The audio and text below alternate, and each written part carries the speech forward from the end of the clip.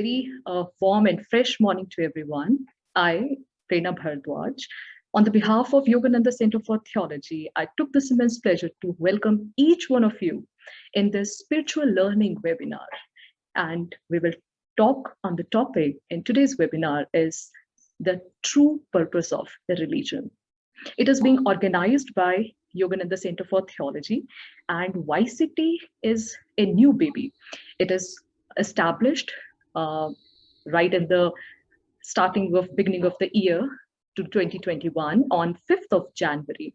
And this is a platform for all those beautiful divine souls and people who want to learn the science behind spirituality and the science of spirituality. And we also, to fulfill this aim, Yogananda Center for Theology is conducting various spiritual webinars, science of spirituality related webinars, events, and we recently have Divine Club, where various students who has interest in spirituality, they have joined us in that. We are also conducting webinars. We have some research students. We are also publishing research papers and reviews articles on the same subject. We are very honored that today is our 7th webinar. And to grace the occasion of this webinar, we have Honorable Swami Smaranananda Giriji, Vice President of Yogda Satsang Society. Welcome you, sir. We also have Chancellor, Shun University and Patron, Yogananda Center for Theology, Professor Prem Kumar Khosla. Welcome you, sir. We also have Vice Chancellor, Shun University, Professor Atul Khosla. Welcome you, sir. We also have a guest, Professor Bala Ganpati ji from Delhi University. Welcome you, sir. We also have Chairman, YCT, Mr. Vivek Atre. Welcome you, sir. And all the coordinators of YCT students and the eminent guests who are now listening to this webinar, all the young mind students who are listening and attending this divine webinar on the true purpose of religion. So now may I request Professor Atul Khosla to kindly present welcome note. Over to you, Atul sir. Thank you very much, Prerna, and I would really like to welcome Swami Swaminananda ji, Professor Bala Ganpati ji, and of course my very dear father, Professor P.K. Khosla, and my very dear friend Vivek Atre. It is an honor to be here today. It's very exciting for me because I think in the journey of spiritualism, I think I'm the youngest amongst all of you. And every time I listen to Swamiji, it is just bliss. It is just exciting. It just takes me to what they call Neverland, or in English they call it the zone. So I'm so excited to be here today. I'm getting goosepimples because I'm really looking forward to listening to Swamiji. And I'm very excited about all the initiatives that the center is doing under the leadership of Dr. Prerna, Lalit, and Mr. Vivek Atre. So I won't take more time, but welcome all of you. Welcome all the participants. I think we're all waiting to listen to Swamiji, and that's really the objective of the day. So I will hand it back to you, Dr. Prerna, by welcoming all of you. It's a beautiful day. Unfortunately, I'm not in Solan. I'm in Chandigarh, but this is also the beauty of technology. And Dr. Khosla keeps telling me about how rishis would communicate in golden days. They would communicate through telepathy. And probably Zoom is the starting point, or we are in the nursery of the journey of telepathy, Vivek. Hopefully in the next few years, all of us can be anywhere by interacting with each other through technology, but more importantly through spiritualism and by following the footpath of Guruji. So Prerna, over to you, and once again welcome everyone. I can also see my mother here. Welcome to the seminar, Mummy, and nothing can be more exciting than seeing friends and your parents in such a wonderful discussion. Over to you, Dr. Prerna. Thank you so very much, sir, for welcome note. Welcome, Suroj ma'am. Welcome to the webinar. Now, may I request the chairman, Yogananda Center for Theology, Mr. Vivek Atre, to kindly introduce Swami Smarananda ji and the webinar to the audience. Over to you, Vivek, sir. Thank you, Dr. Prerna, and thank you everyone for joining this webinar, the eminent guests. And it is wonderful to see that Dr. Saroj Khosla has also joined us now. A warm welcome to her as well. My duty is to very humbly introduce Swami Smarananda ji to you. And we have heard him speak for Shulini University webinars before as well. But this is the first time that he is speaking for one of the special webinars being organized by our Yogananda Center for Theology at Shulini University, which I must say is a brainchild of the gentleman sitting next to me, Professor P.K. Khosla, and how he thought about the fact that we should have, along with the Yogananda Library in the premises, a place where we can even, you can see behind Dr. Prerna, the statue of Guruji, of Paramhans Yoganandaji. And we also find that it is a very, very calm, blissful place to go and meditate.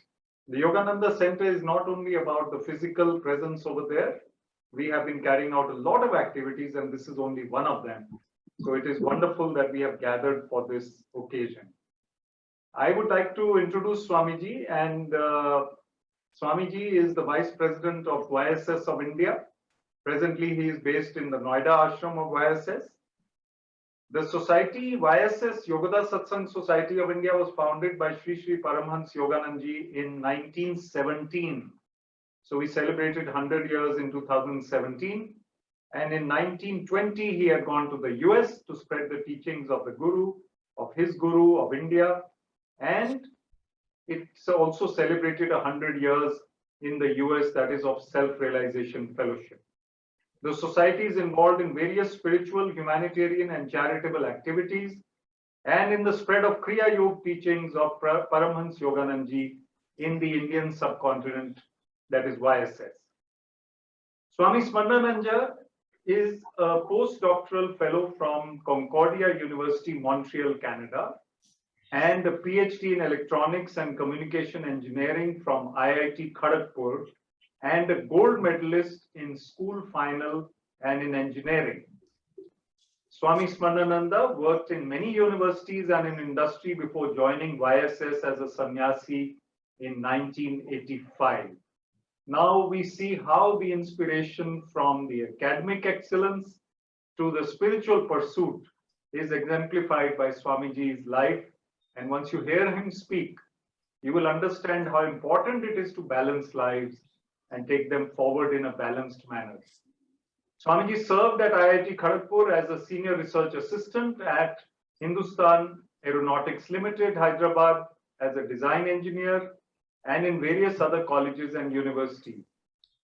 Swamiji in 1985 he was to decide rather whether to join the former President of India, Dr. Abdul Kalam, in his missile project as a scientist, or Yogoda Satsang Ashram as a sannyasi.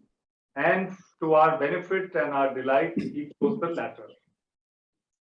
In 2018, IIT Kharagpur conferred on Swami Smarananda ji the prestigious Distinguished Alumnus Award in recognition of his outstanding achievements and contributions. Swamiji has spoken extensively on the teachings of Paramhans Yoganandaji at various universities and institutions throughout India and abroad. And I'm personally aware that during the lockdown also, Swamiji has held several very inspiring and motivating webinars and talks, and like other YSS senior monks, many meditation sessions. Swamiji has also spoken on the Bhagavad Gita extensively recently, and we are really delighted to welcome you, Swamiji, today to speak to us on this very important topic. And without further ado, I would like to invite you now, Swamiji, to deliver your address, and we will benefit, I'm sure, all of us by your words of wisdom and inspiration. Over to you, Swami. Thank you. Love and greetings to each one of you. I may be new to most of you, but not Shulini to me, nor Yogananda Center for Theology. I'm very much familiar. I visited the place a few times. Each time it's a thrill to see the place. I'm happy during pandemic too, we're able to interact. The true purpose of religion. It is important to know that actually, because religion is something, a word we are familiar with. We have been hearing from childhood. But did we ever stop and contemplate what does this mean? Especially what does this word religion mean to me? The search for truth has always been an important and respected facet of Indian culture down the centuries, nay millenniums. Yugas may come and go. The search for truth goes on. Outward civilizations and cultures like food habits, entertainment, interactions, mode of interactions, they may change, but the search for truth goes on. Whether it is higher ages like Satya Yuga or dark ages like Kali Yuga, there have been people always who renounce everything else and search for the truth. So it is that important. One famous Britisher, Douglas Grant Duff Ainslie, wrote like this a century back, 1927, in preface to this book, The Science of Religion.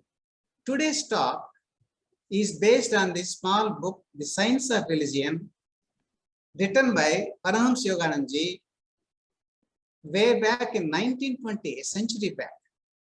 Preface here reads like this: the Hindus have revealed to the whole world the truth.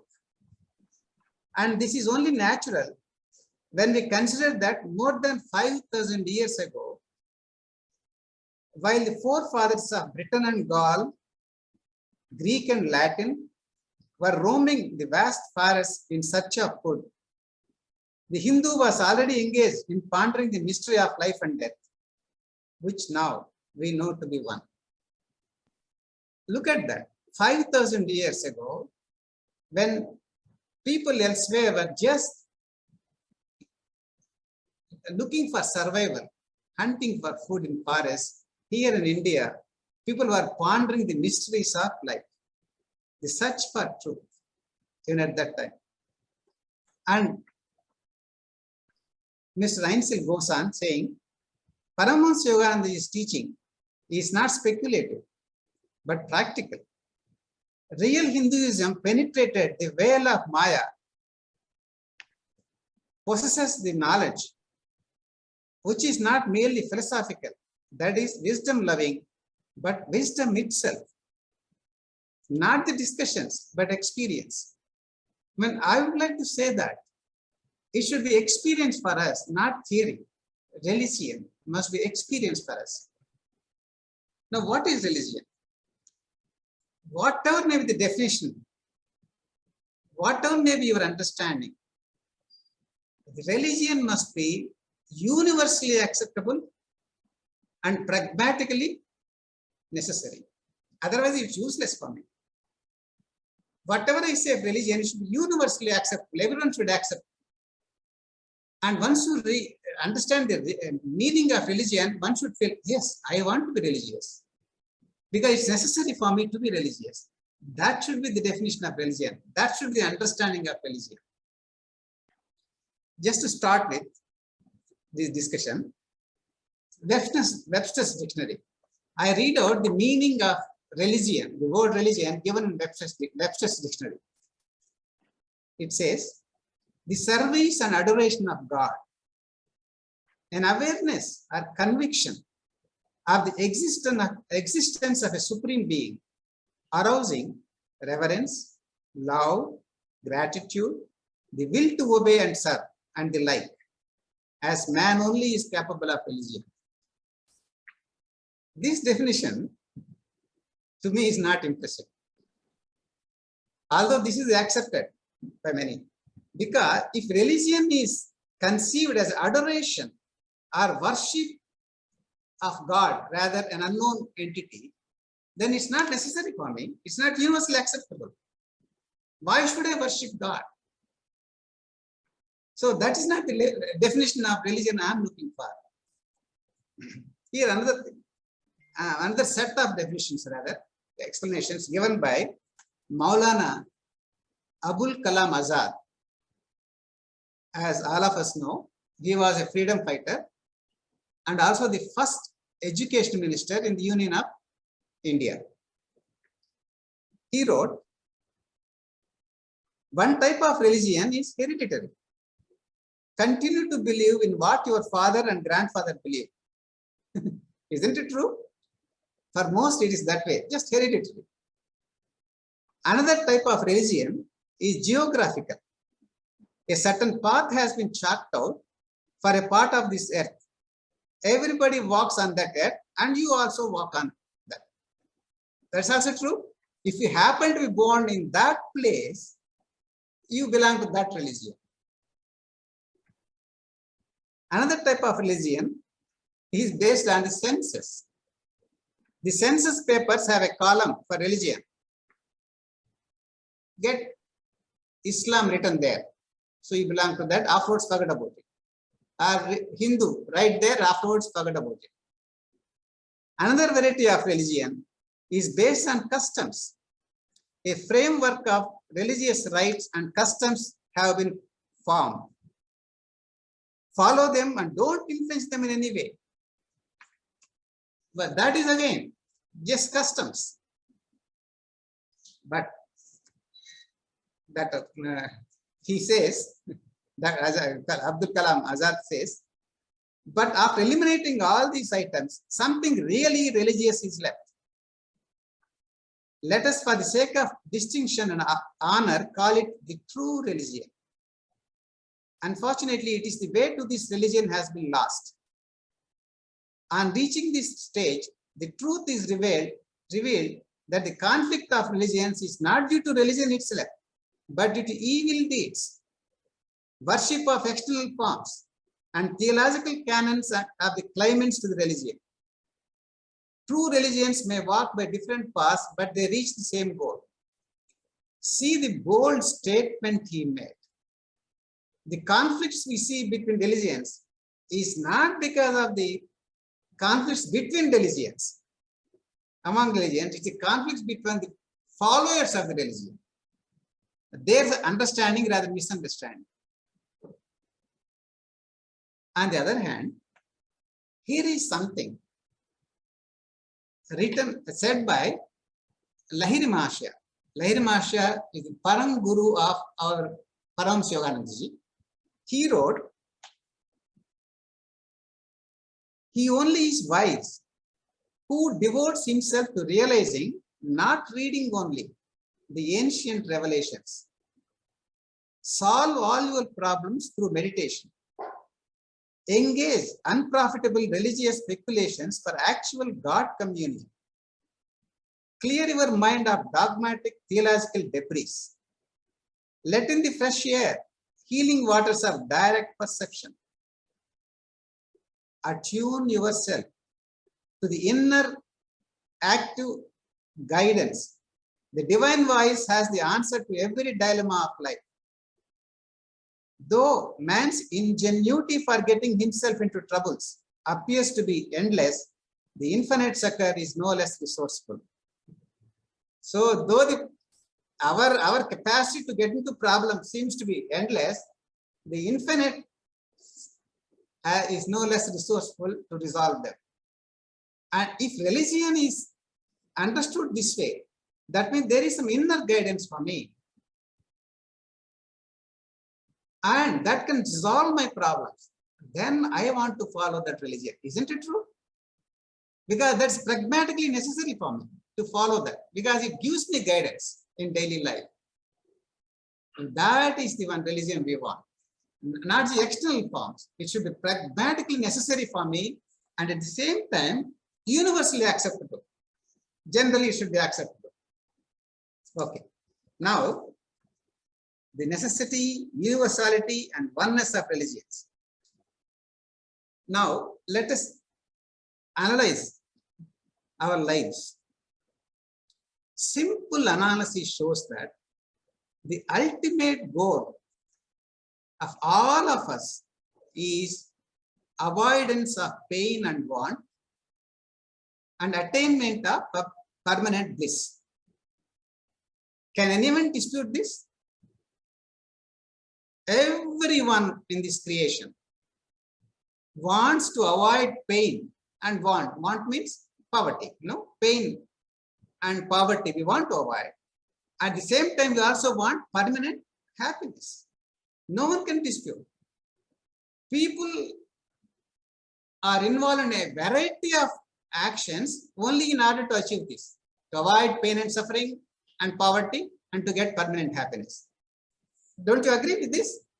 That is what we see around. Bliss is our ultimate end, no matter what we do. Enter a business, that's for sake of happiness.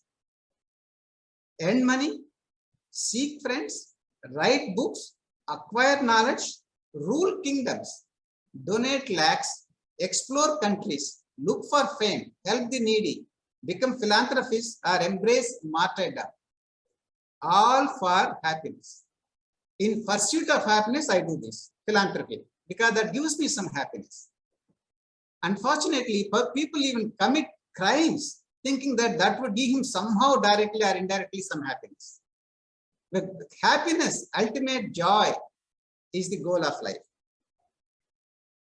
So now let us define that way. Religion means something which will avoid pain and want and give me, and something gives me permanent bliss. No one can deny that. That is religion. If you define religion, it's universally necessary. No one can dispute it. Now, in some sense, everyone is religious. If you define religion like this, isn't it true? Everyone is religious because everyone is looking for that permanent joy. Also, unfortunately, not all are really religious because they are not really seeking that permanent bliss, or they are seeking in wrong places by wrong methods. I mean, that's the thing. In a way, religion is real religion, rather say true religion is not hooked necessarily to temple or church or mosque or to the procedures that take place there. If you have an attitude of reverence, if you live your daily life always with a view to bringing undisturbed bliss consciousness into it, you are just as religious. Either you are in the church or out of the church, either in the temple or out of the temple. So that your action should conform to that you are seeking true happiness. You are seeking to avoid pain and suffering. That is the true religion. But unfortunately, no, in society is not so knowledgeable.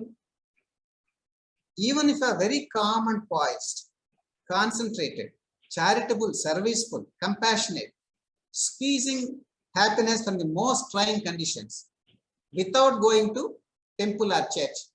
Some people may call you as an atheist or falling off. I mean, that's their understanding, although you are truly religious. No, it doesn't mean that one need not go to temples or churches. That's not the point.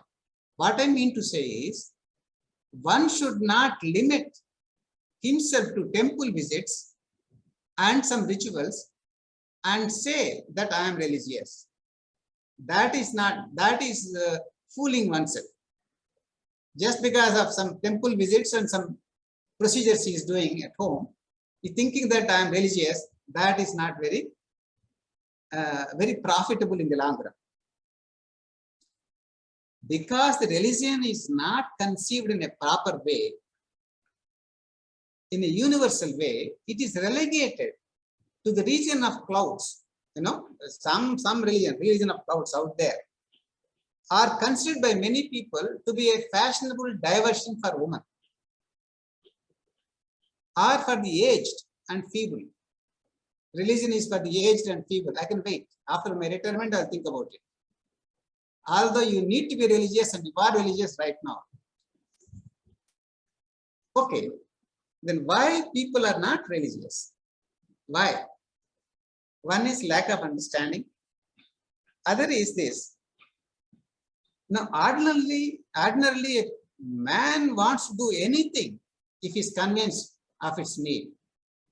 If money is required to support the family, he is ready to run into risks to make money, and there's nothing wrong with that.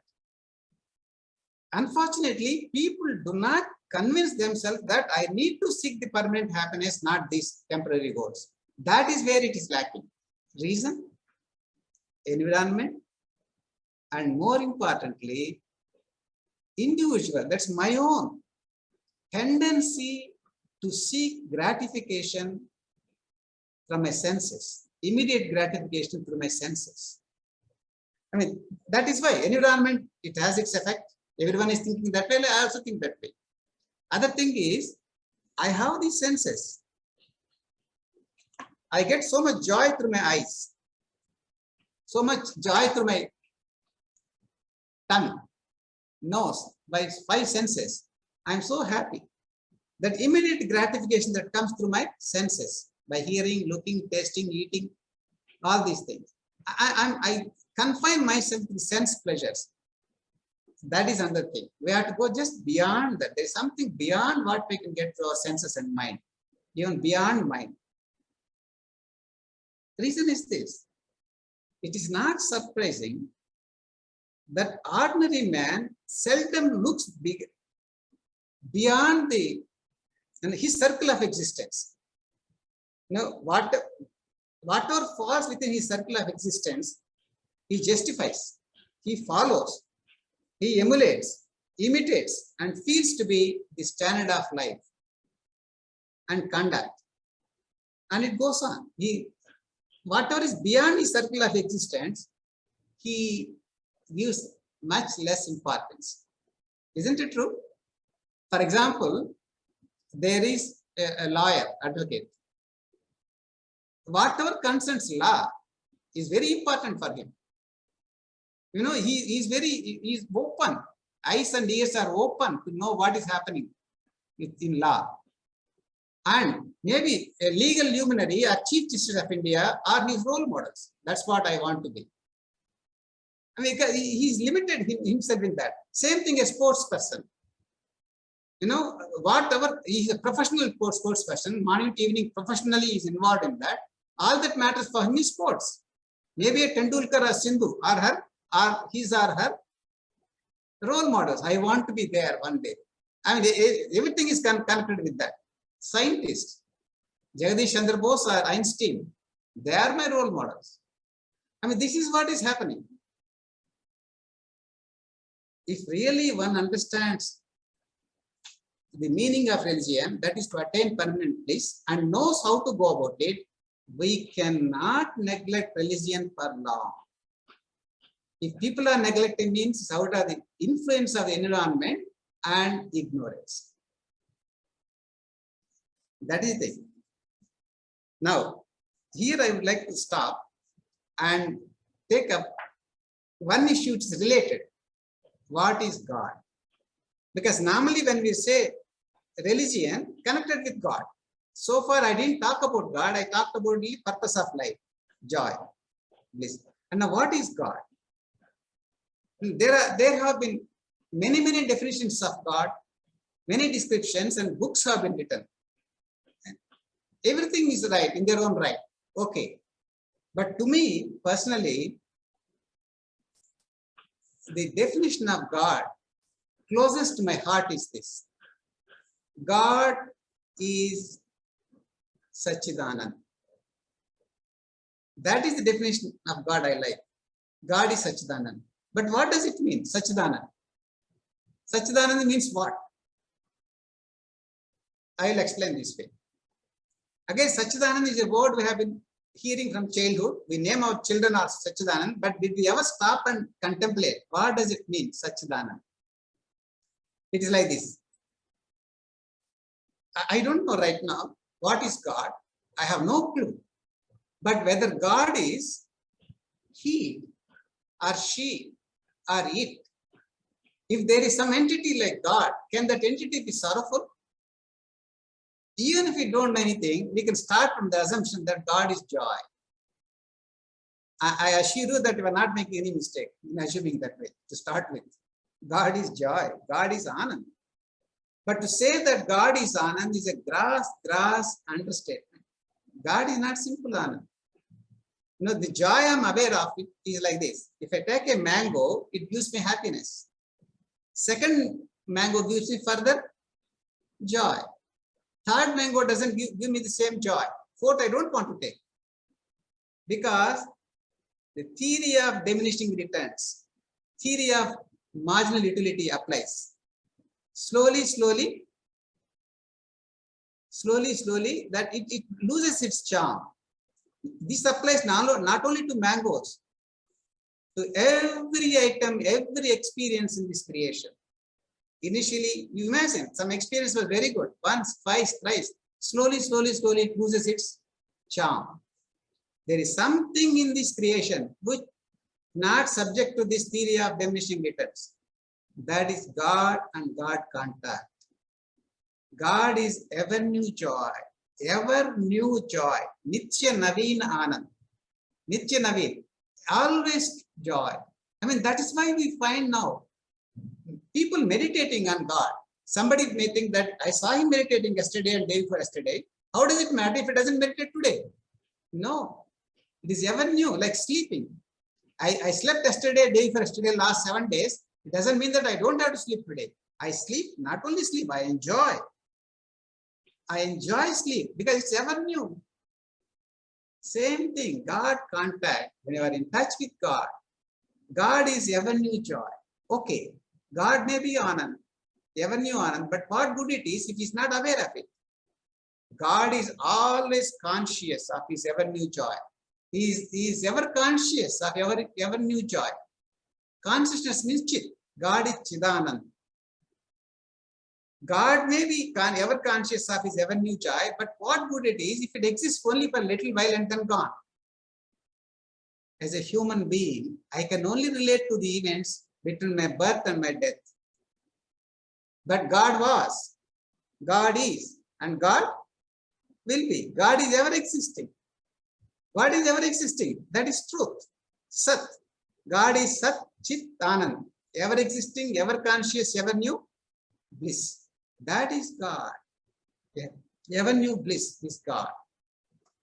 Now, before I go further, I want to describe this joy of God once again in a different way. Okay, it's very important to know. That relates to religion again.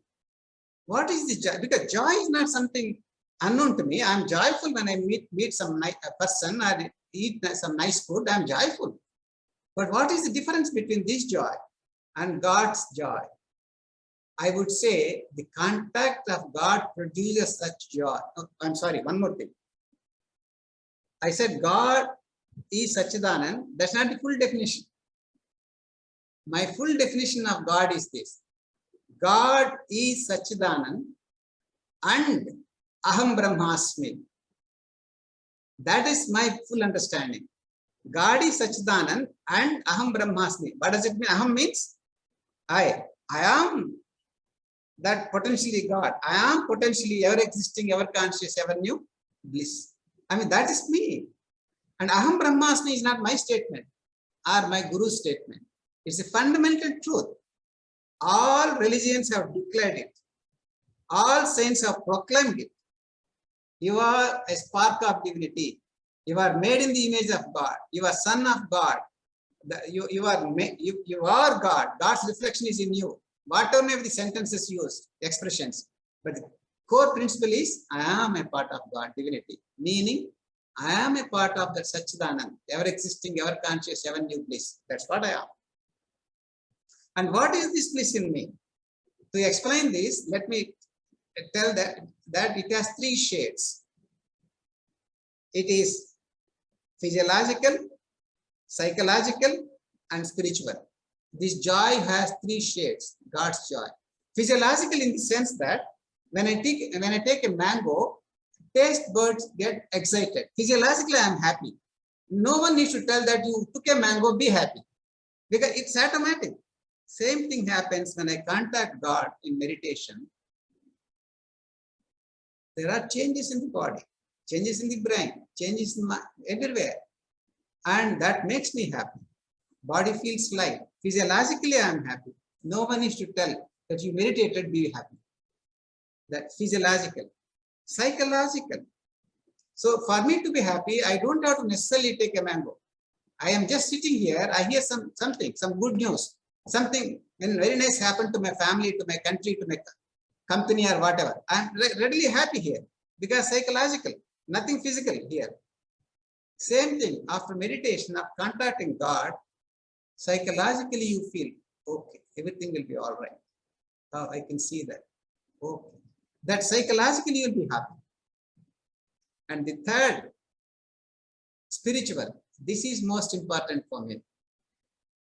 To explain this, I would like to quote a quotation of Paramahansa Yogananda. You know that he is the author of this famous book, Autobiography Yogi, after whom your center also is named. He said, when bliss comes over you, you recognize it as a conscious, intelligent, universal being to whom you may appeal, and not as an abstract mental concept. Mark his words. Said, when the bliss comes over you, in contacting God, in meditation, when bliss comes over you, you recognize that bliss as a conscious, intelligent, universal being to whom you may appeal. That bliss is not simple joy you get out of eating a mango or meeting a nice person, hearing good news. No, this joy comes with a sense of higher presence. Not that you are going to see someone with 4 heads and 8 hands sitting on a throne. No. Without seeing anyone, without hearing anyone, you get the conviction of some higher presence. So tangible, higher presence. I mean, that's the beauty. That's the beauty of contacting God. And that always results in the joy. Because you are the joy. You are the joy. Okay, now relate God and religion. We said that the true religion is something which frees me from pain and want and hooks me to permanent bliss. So religion is something which gives me permanent bliss. And here is the definition of God, Satchidanand, ever existing, ever conscious, ever new bliss. That's how these two are related. God and religion are related. Religion is something to seek for that bliss, and God is here full of bliss. And interestingly, who is the God? You. I mean you, not plural you. Individually you. That spark is in you, that joy. Religion is that to seek the joy, to discover. It's not something you have to discover elsewhere. Here itself. That is religion for me. That is religion. Now, see, man is running away from religion because religion is not being practiced systematically and scientifically. It's as simple as that. And some people are even questioning the meaning of religion, the purpose of religion, the existence of God, because they have no experience. They are not like science. Science, no, you don't take concepts. You prove the concepts, then you accept it. Same thing religion must be. If God is joy, you prove to yourself. Do something. Follow some religious path where you get that proof. That is true religion for me. True religion. And Paramahansa Yogananda said, the Masters of India Council direct development of the inner faculties, such as willpower to fight temptation, feeling for serving fellow beings, and intuition for directly realizing truth. Intuition is the key. That's where we feel. We'll come to that a little later. Because a modern man is not happy to accept a notion of God and notion of religion or a set of procedures to do. He wants to know why he is doing what he is doing. And if there is some supreme being, he wants to know him, experience him, not just accept him intellectually. I mean, that's actually good path, inquiry. And Paramahansa said that the real proof of any religion is not out there in the stars. It is within yourself. Otherwise, religion is only in the stars, somewhere out there, God, this, that. But it's within yourself. He often used the story of musk deer. Musk deer, we are familiar. It lives in high altitudes like Himalayas. It has that fragrance, that musk is right in its navel. And in some season, it feels that. And it didn't know that it has that musk right within itself. So it looks for that elsewhere as it is available outside itself and goes on seeking, searching. Sometimes it may even run off the cliff to death in search of that fragrance, which is right within it. Stable, be stable. Still in one place, you enjoy it more. Same thing within us. That real joy is within us. True religion is to take us to that real joy within us. That is religion. And that is why people are seeking. Now, if religion is defined that way, something which gives us permanent happiness and frees us from pain and want, why people are not religious? Why people are not religious? I have a couple of examples. Once, alumni of one university met after some 15-20 years. They met together. Some 10 of them met. They were all very, very happy in life. They met together. And they went to the house of their favorite professor. He was still in service, professor. So professor's house they went to meet him and share some happy hours with him. In the process, they were sharing life's experiences, the 10 students. Each one has a list of problems, complaints. This is what he is doing, this is what my life is doing, this is what my company is doing, this is how the society is behaving, this is how government is doing. Each one has complaints and complaints and complaints and complaints, all 10 of them. Professor, he heard them all and said, okay, let's have some tea. So he went in and brought a big can of tea, kept there. And he also brought a tray containing many cups, tea cups there. But these cups are not identical.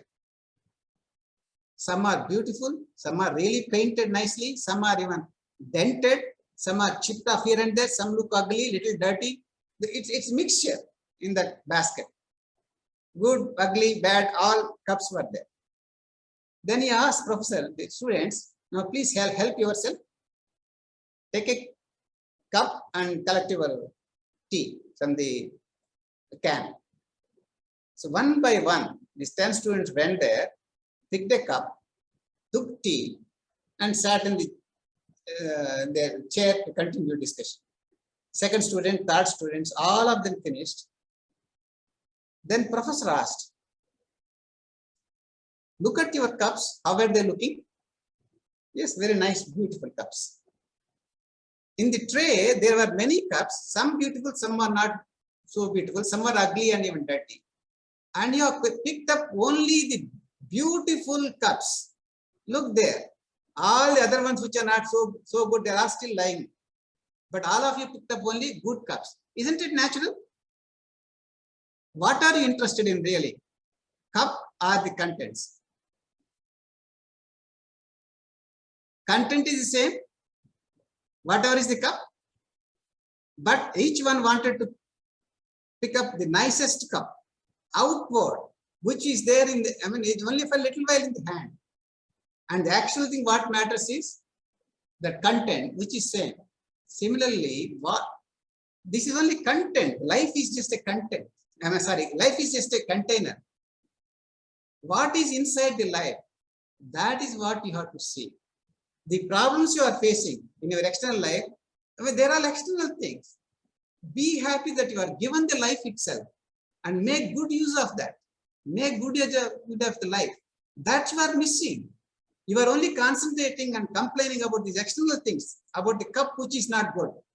Although content is same, you can have the same experience, same joy, irrespective of the container, irrespective of the external conditions. Isn't it a good example? That's what most of us are doing. And that is where all the time immersed in the external activities. I have to do this, it's not happening nicely, this. Forgetting that real religion which can take me to that joy which I am looking for, which is there. Missing. There's another example. If I have time, I'll get back to that to explain the same point. But now, how do we get this knowledge? We all want that knowledge, that bliss. That we are blessed with 3 instruments of knowledge. One is perception. We gather knowledge through perceptions. 2 by inference. 3 by intuition. To quickly run through them, perception is something which I can perceive through my senses, what I can see, what I can hear, what I can taste, what I can perceive through my senses.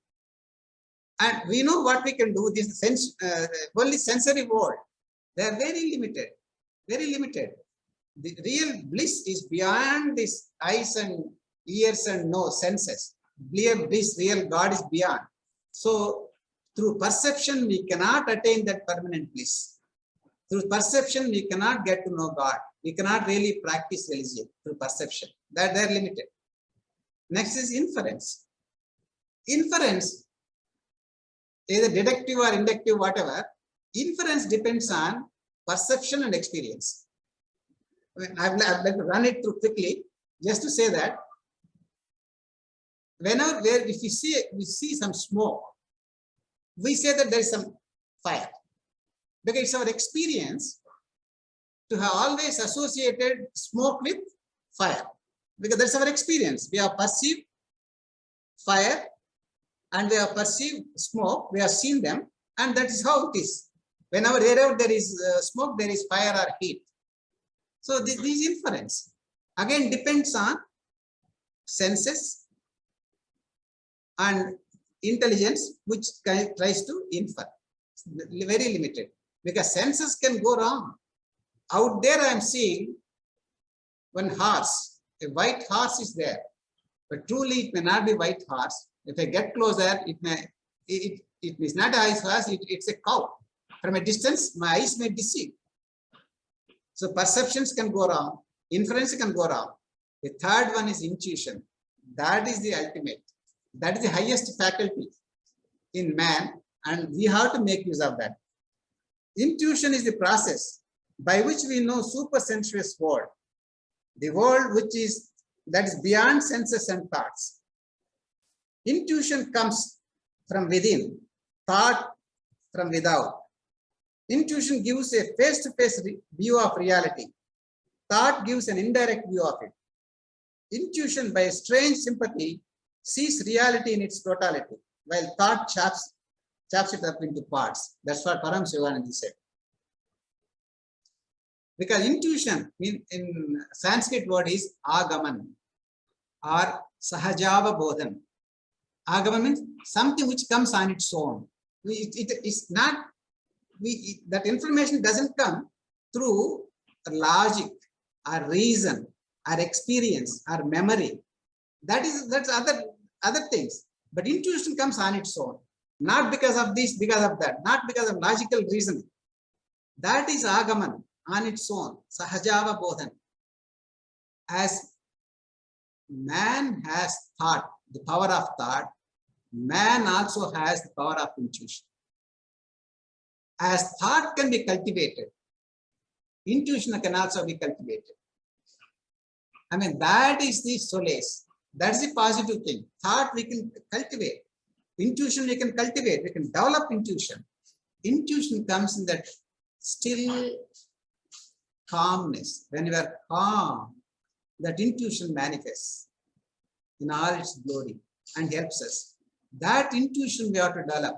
That intuition can catch that bliss, God.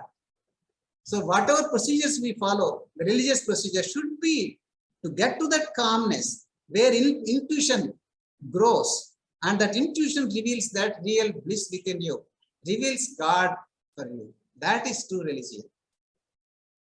For example, intuition is not only to know God.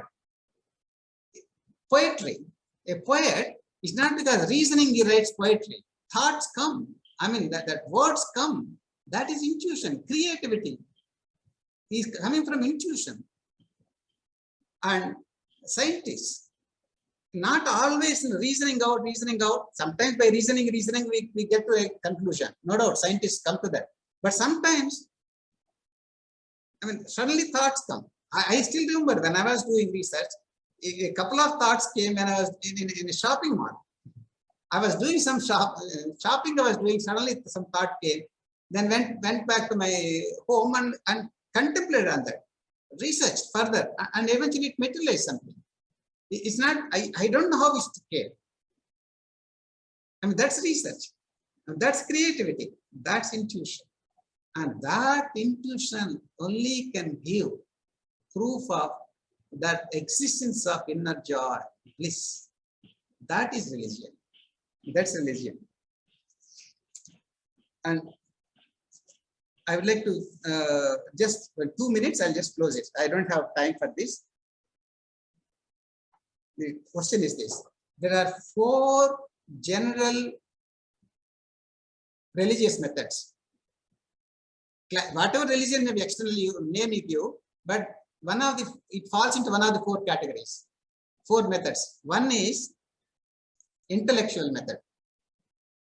Second is devotional method. Third is meditational. Fourth is scientific method. Any religion falls in one of these categories, either intellectual or devotional or meditational or scientific way, Raja Yoga. One of these. If we follow this, Raja Yoga is synthesis. It involves, it takes advantage of the elements from Jnana Yoga, path of intellect, takes from devotional Bhakti Yoga, path of devotion.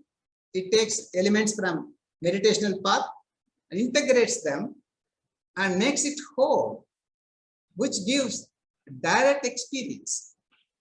Because all these religions, whatever is the religion is there in this world, they do one thing. I would like to just conclude with this.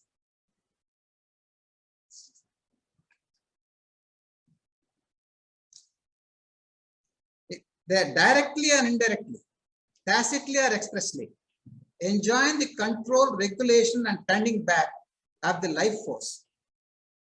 The life force is controlled directly or indirectly, tacitly or expressly, so that you have pranayama, you have control you can control your life force and go into that stillness.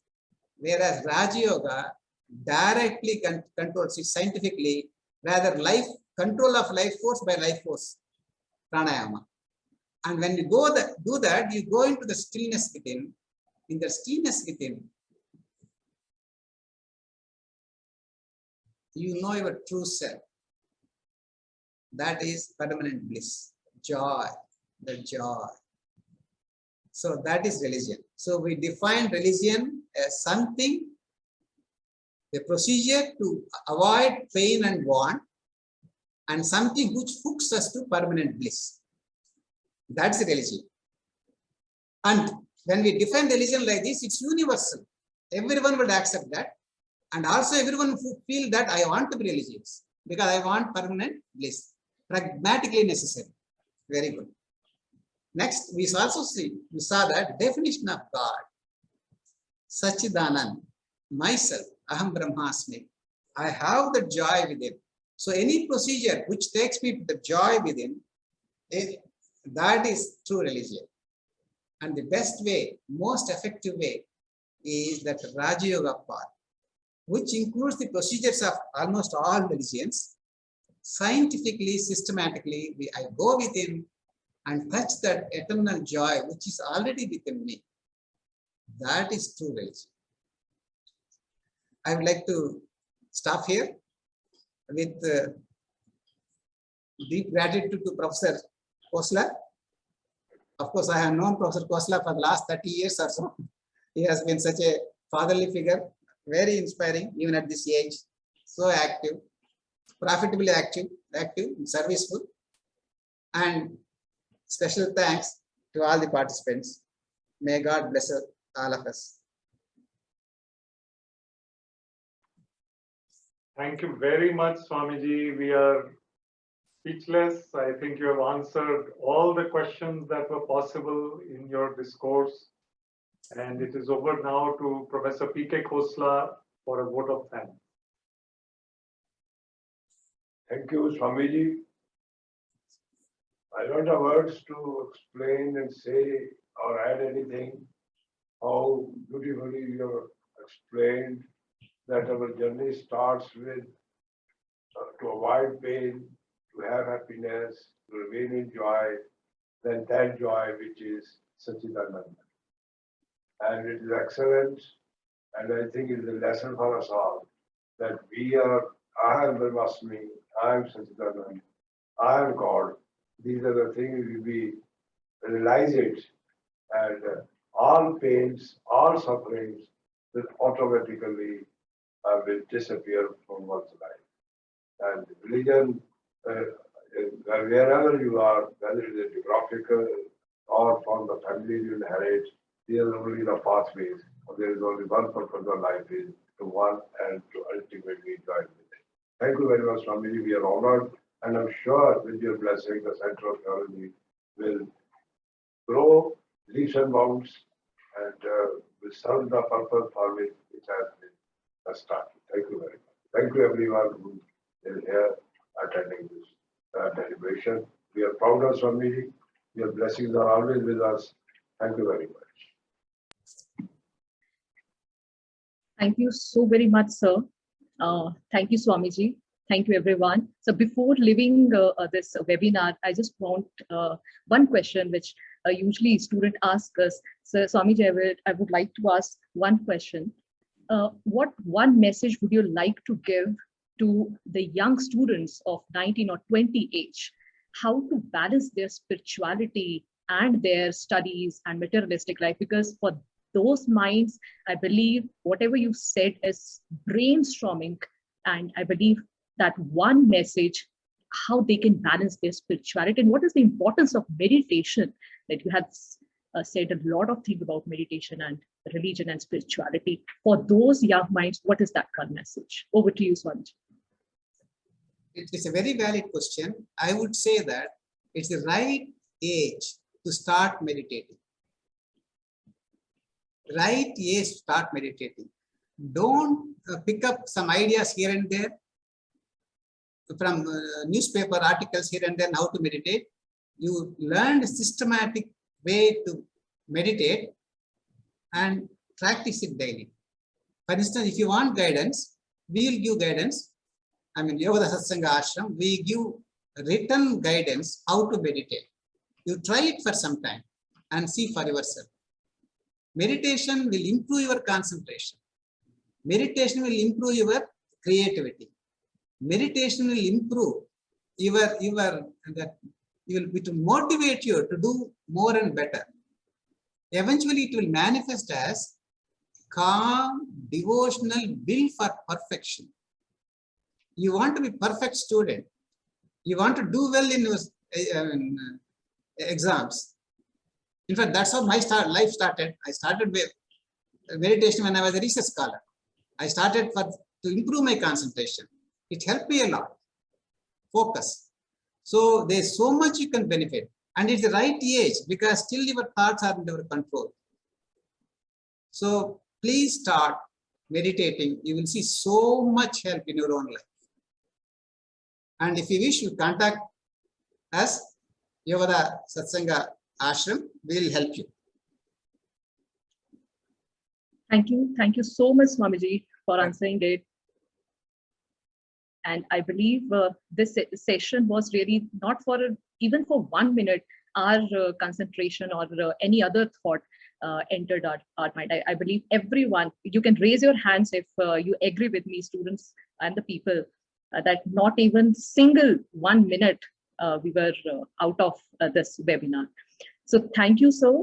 Thank you everyone for joining us, and YCT will come up with these spiritual learning programs and webinars in coming days and coming months. And please stay tuned with us. We will learn spirituality all together and we will grow all together. Thank you, everyone. Thank you, Swamiji. Thank you, all the dignitaries for joining. Thank you, all the attendants.